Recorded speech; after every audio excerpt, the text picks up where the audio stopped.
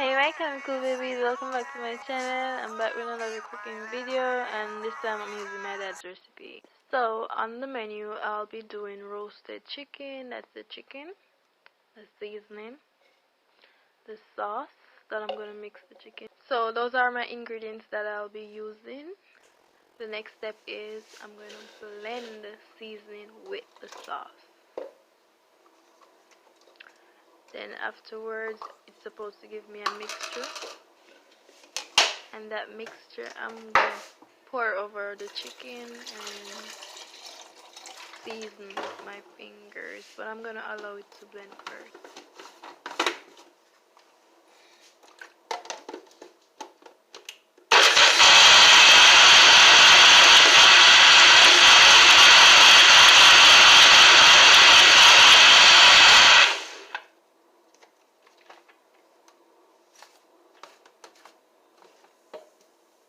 Okay, so as you can see, it's already blend. I'm going to do the chicken a favor by pouring it all over. Then I'm going to use my fingers to massage the chicken. Rubbed in seasoning. That's what I mean.